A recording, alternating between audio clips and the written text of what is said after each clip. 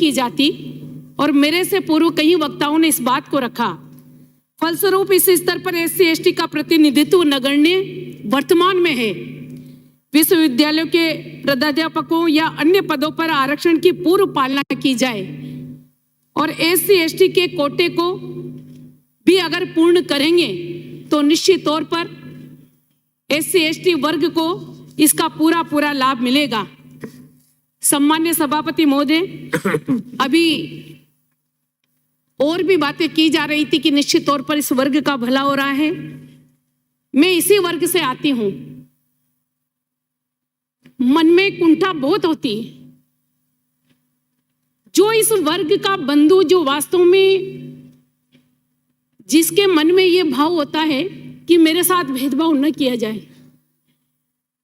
लेकिन मैं आपको बताना चाहती हूं, चाहे राजस्थान हमारा एक ऐसा प्रदेश है जिसने विकास भी किया होगा, देश ने विकास भी किया, प्रदेश ने भी किया, लेकिन आज भी हम इस बात को नहीं बोल सकते कि पूरी तरह से भेदभाव समाप्त हो गया है। ये नहीं हुआ, ये कतई संभव नहीं है।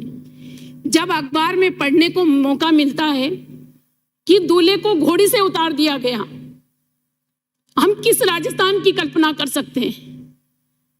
कभी कभार सुनने को भी मिलता है कि निश्चित तौर पर आरक्षण का लाभ पूरी तरह से ले चुके, लेकिन आप देखिए क्या स्थितियां वर्तमान में बनी हुई है। क्या हम सामाजिक समरसता का भाव पैदा नहीं कर सकते? मैं मांग करती हूं कि सरकार को सामाजिक न्याय देने के लिए कुछ ऐसे प्रावधान करने चाहिए, कुछ ऐसे नियम बनाना चाहिए जिससे ये जो सब हमें देखने को मिल रहा है हमारी आने वाली पीढ़ी को देखने को नहीं मिले। ऐसा कुछ प्रयास सरकार की तरफ से होना चाहिए।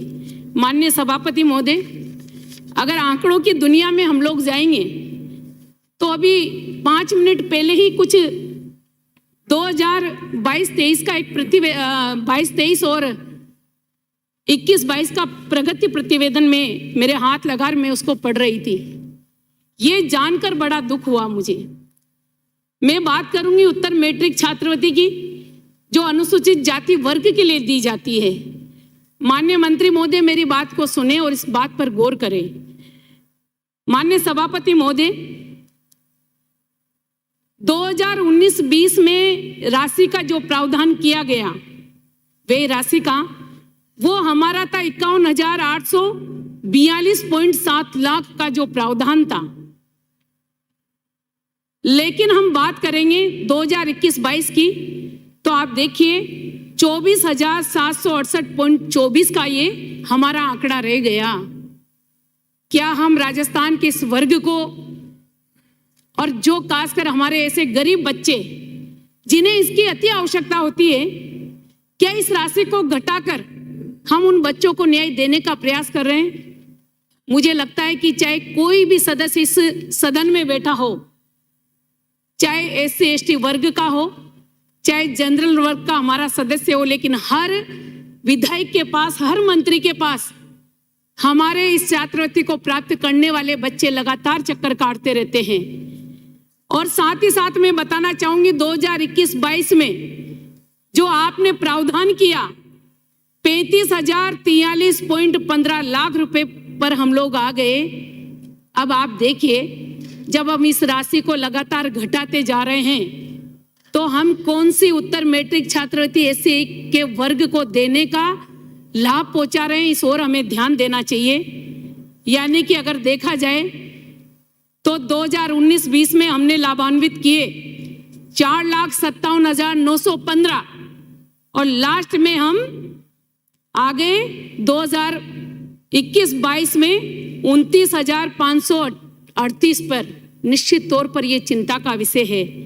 माननीय सभापति महोदय, इसी तरह से मैं अगर आपको अनुसूचित जनजाति वर्ग की जो उत्तर मैट्रिक छात्रवृत्ति है, अगर उसमें भी मैं आंकड़ों में जाना चाहूं तो आप देखिए हमने 2019-20 में इसका प्रावधान जो रखा था वो 32,784.50 लाख का हमने रखा था।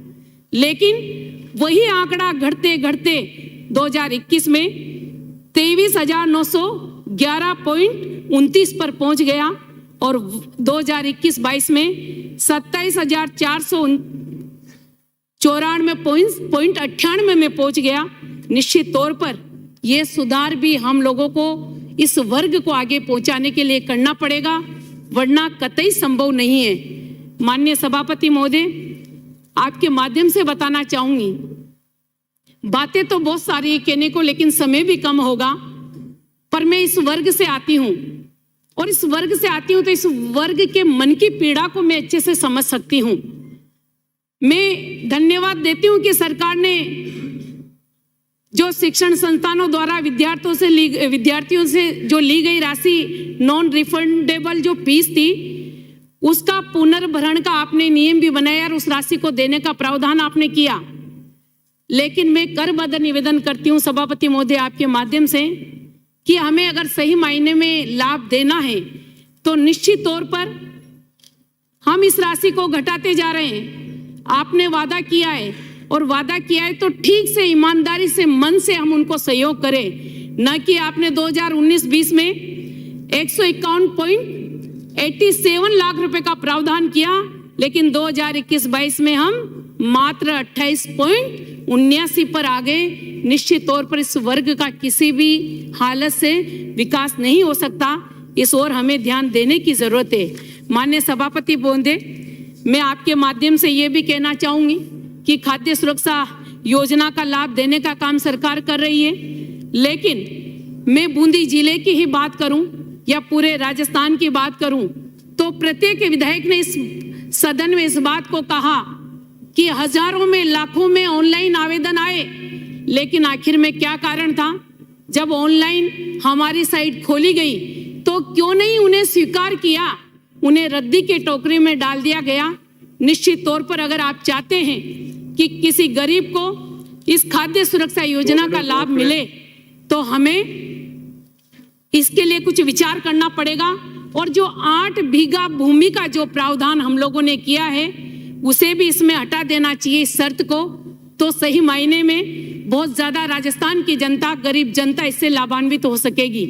माननीय सभापति महोदय, मैं ये भी कहना चाहूंगी कि केशवराय पाटन मेरी विधानसभा, जिसमें SC ST का बाहुल्य है, ऐसे में मैं मांग करना चाहती हूं कि वहां पर एक छात्रावास खोला जाए नया, ताकि वहां की गरीब जनता को लाभ इसका मिल सके।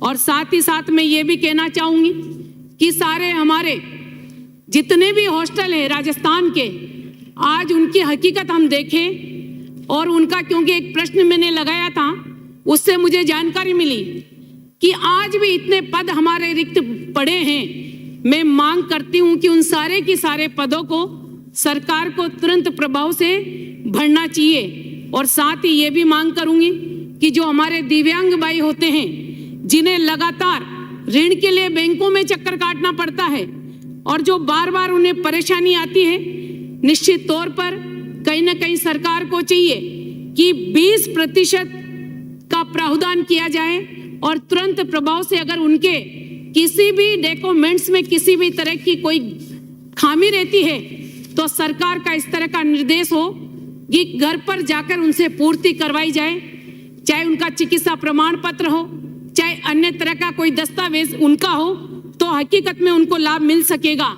और साथ ही साथ निवेदन ये भी करना चाहूंगी कि मुख्यमंत्री कन्यादान योजना में जो आपने 6 माह का जो प्रावधान रखा है, उसकी राशि उसका समय बढ़ाकर 1 वर्ष हम करेंगे तो निश्चित तौर पर इस योजना का लाभ। सभापति महोदय, मुझे 15 मिनट का समय दिया था, 15 मिनट कर दिया, तब भी आप संतुष्ट नहीं है। 20 कर दूंगा तब भी आपको तो क्या बोलने का अपना एक अलग है। राजस्व का थोड़ा बहुत बोल देती हूँ, राजस्व का माने 2 मिनट का समय दे दी, 2 मिनट, ओनली 2 मिनट था। कोई नहीं। माननीय सभापति महोदय, मैं इतना ही निवेदन 10 मिनट से बढ़ा के 15 मिनट कर दिया आपका, प्लीज सहयोग करें। आदरणीय सभापति महोदय, आपने मांग संख्या 16 और 31 पर बोलने का मौका दिया। सभापति महोदय, हमारे क्षेत्र में